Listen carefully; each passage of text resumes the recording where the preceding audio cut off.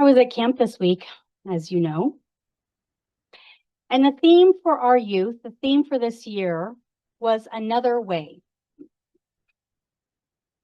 We were inviting youth to consider that Jesus might be able to guide us to another way, that another way was even possible, so that they would have hope that it wouldn't always be the way that it is now.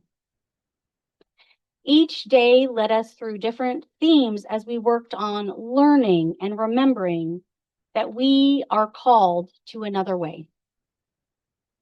As part of that, on the first day of camp at worship, the theme was Get Real. We talked about the ways in which we all put on masks or cover up who we are or pretend something that we're really not, and how God yearns for us to simply be who they made us to be. Freely, unencumbered, wholly ourselves. We talked about what relief can be found when we stop pretending and simply show up as the person God created and knows us to be in our innermost parts. Each morning, we asked the youth to fan out and spend some solo reflective time after the scripture and the message to focus on the theme of the day, and we usually sent them out with some guiding questions. And on this day, this first morning of camp, we asked them to write on a Post-it things that they were wanting to let go of that week. The mask that they wanted to set down.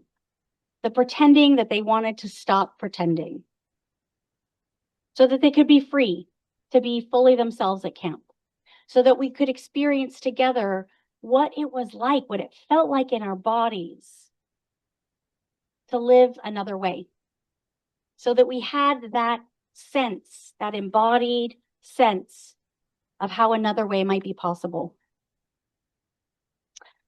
So they all fanned out, and I gave them instructions to only write things that they were comfortable sharing anonymously. And I did have a few youth approach me later to share some things that they didn't feel comfortable sharing anonymously in the wider group. And they handed me some Post-its.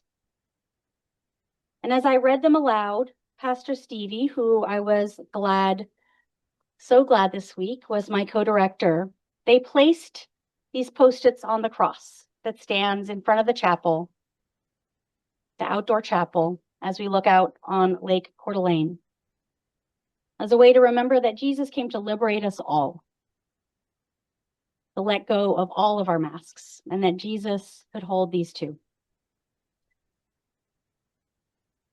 And some of the Post-its included, something I want to let go of is being mad at people and heavy luggage, because it is hard to carry. I want to step outside my comfort zone this week. Worry about saying the right things and people liking me. Changing myself around different people. Over the next week, we got to witness this group of 23 youth from all over the state as they became more and more free, more and more themselves.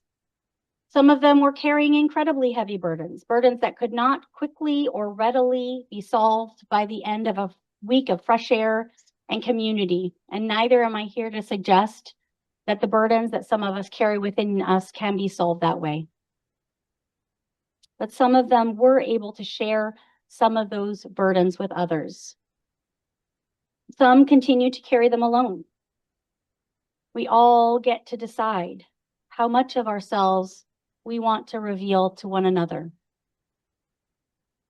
But over the course of the week, we went from kids who were nervous around each other and trying to impress each other on that first day to a group who gathered around the waterfront to clap and cheer for every single entry to the diving competition event of Biggest Splash, including mine.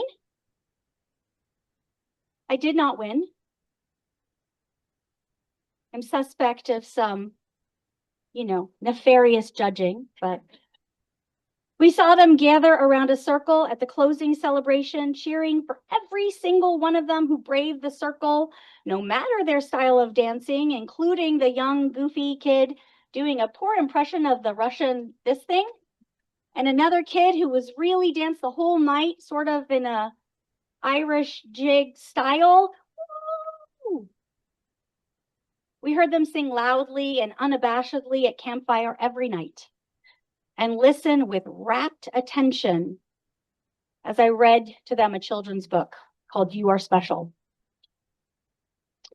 And I am returning to you yearning for more of that freedom, more of that revealing, more of that unmasking for all of us. Jesus calls us into community not to pretend, but to bring our full selves.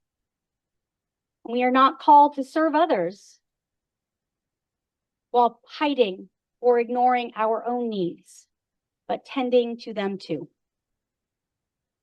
We are called to another way, not by marching there with efficiency, but by bringing everyone along, building another way as we go together. So I'm going to invite you today to some solo reflective time. The youth would spread out all along the beach of Lake Coeur d'Alene, or find a tree or a log to sit on. And you can do the same if you like. We have our grandmother cedars behind us here. Or you can remain where you are. Probably you won't chatter and whisper with your neighbors while we do this.